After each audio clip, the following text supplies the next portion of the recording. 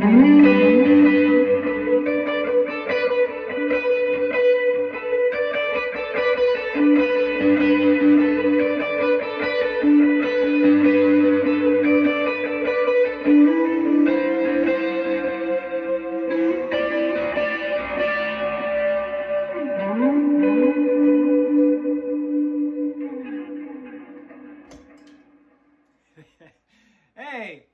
what's going on, guys?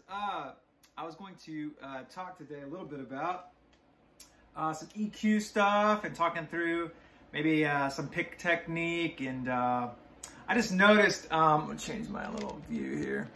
I just noticed while I'm playing, a lot of times I'm using my pick and my pedals and stuff to kind of EQ the sound to get it to sound just exactly kind of the way I want to. And what I was going to say about that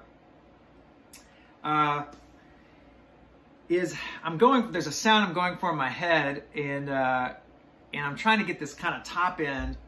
And with something like a Les Paul or a darker guitar, this one's not, it's a good guitar, it's not as dark, but there's times you want to try to get a little bite out of it. And especially for these muted sounds, the kind of intro picture I was playing is this kind of, you know, like,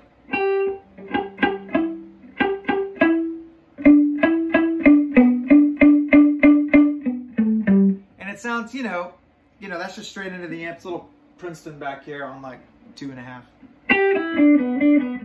You know, real simple kind of tone.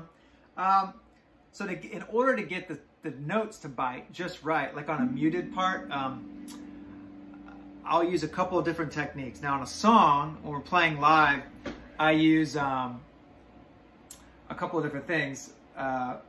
It's especially like, it's kind of that, for this application, a lot of times it's like that second, it can be like that second verse kicks in on a song, like say you're in G or whatever. The second verse kicks in and you might have to just need like a little lift, a little bump up in energy, but you're not really wanting to add any, maybe you don't want to add any notes because you want to stay out of the way of the singer or the band. So if there's not like a definitive guitar hook, a lot of times what you might do are these, like, I don't know what to call them. I always call them chugs because it's like chug, chug, chug. So it's like, you know, if you're like, that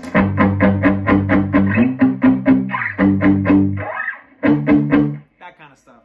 But sometimes that low end information can get a little muddy live. And so if you're trying to get it to cut through the mix, I'll play sometimes on like the G string, which is a little brighter, you know?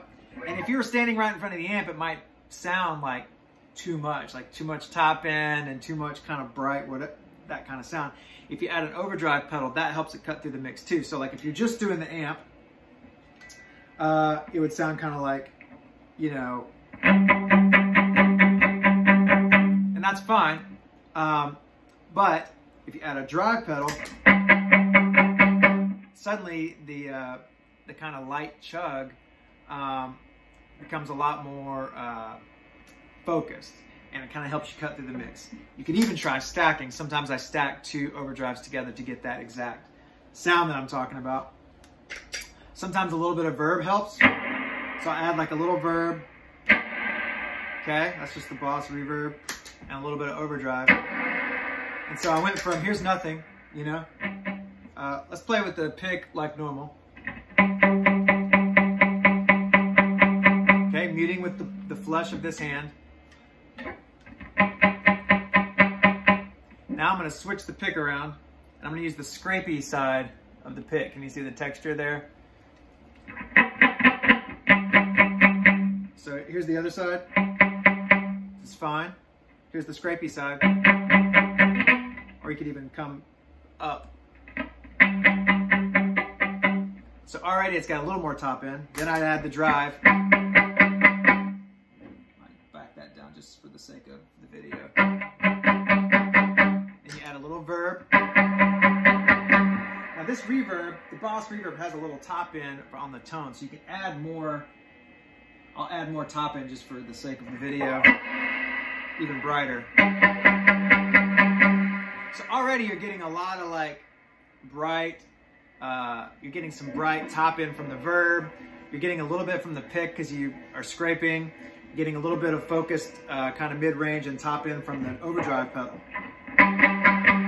So back to normal, no overdrive, no scrapey pick, and no reverb. All right, scrapey pick, reverb, drive.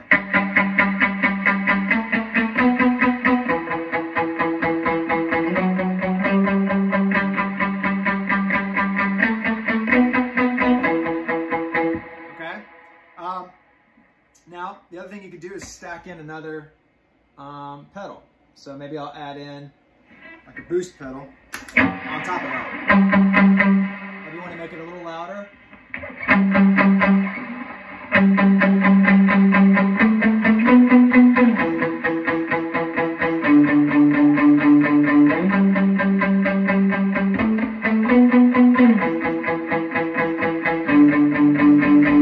Or you can do 2 notes.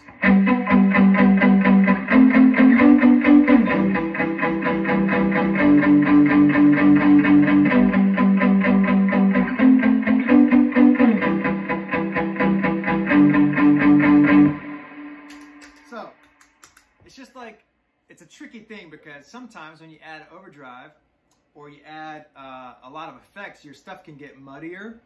And so the key here is with this kind of part, if you have any, if you need like a little melody to poke through, like I was just doing, you know, that can get kind of muddy. Like if you're on the neck pickup and say you're playing live and you didn't use the top end from like an overdrive pedal and you didn't use any of the other stuff, it could sound a little like, which sounds good if you're standing in front of the amp, but in the mix with the band, it may not cut through. It depends on the nature of the song. Like that's a cool tone if that's the point of the song, is for it to sound. But if it's like a real kind of big, kind of anthemic sounding thing and you need some like attitude, you can add this top end and it's gonna sound a little bright or a little intense on here, but in the mix, I use this a lot live or on a record, just to make that stuff kind of cut through. Okay.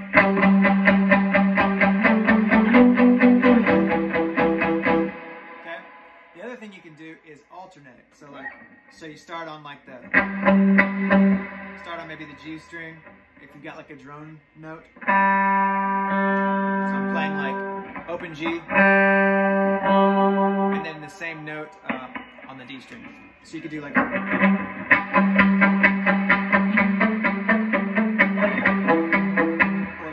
the other alternate. So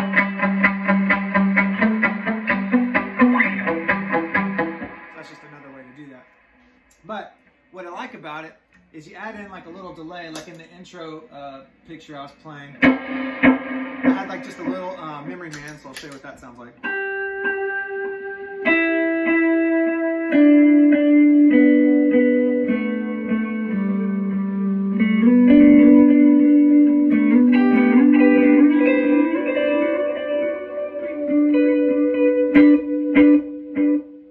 So it's just got like a little, it's like a little warble to the delay.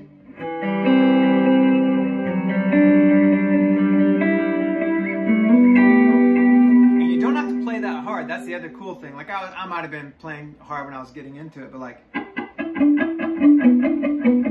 know, I was playing like this little thing. Well, if you got like a little bit of overdrive,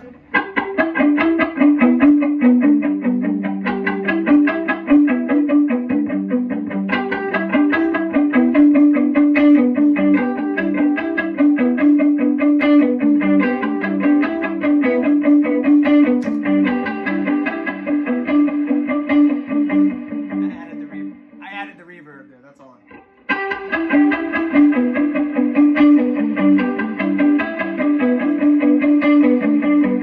And then you can go back to the other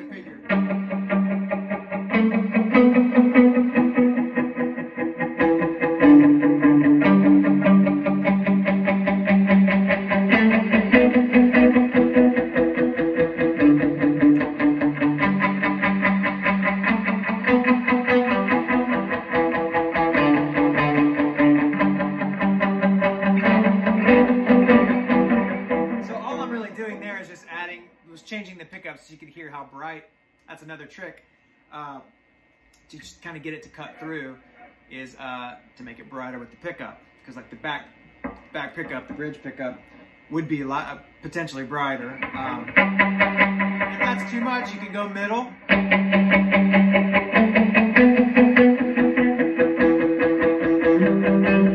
Right? And then on the neck, you might have to even go brighter. So what I'll do there, if I go to the neck pickup, I'll just add tone on the pedal. Like right there, that's the King of Tone pedal. But you know, I could just add like a little top end.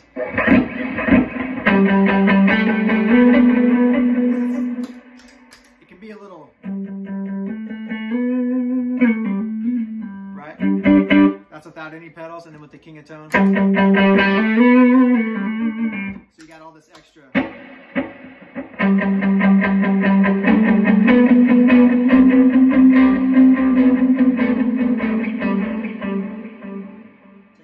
Effects down a touch.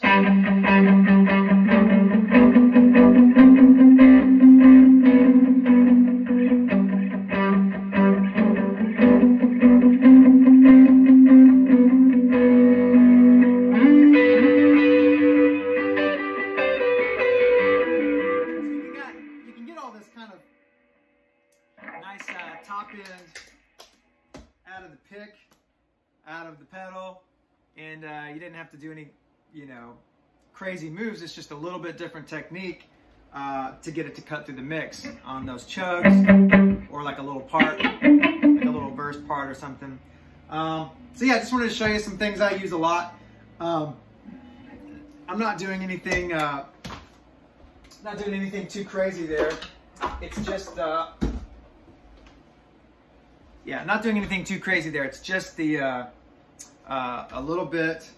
I'll show you those settings. It's kind of like this kind of thing. This is professional stuff right here. I'm showing you this King of Tone. I was using this side, kind of set like that.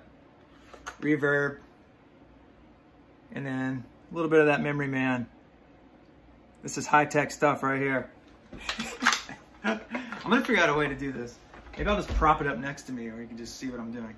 But yeah, thanks for watching. I'm trying to, you know, keep posting these videos. I love hearing from you guys. So by all means, if there's more stuff you want to see, or other video ideas you have, or things you want to learn, whether it's a song you'd like to learn, maybe the parts from or something, if that could be fun, or if I know them.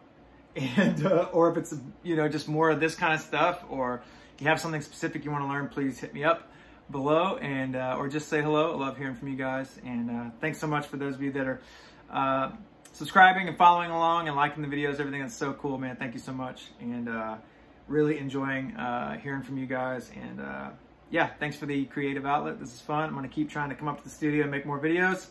Having fun with it. Hope you have a good day.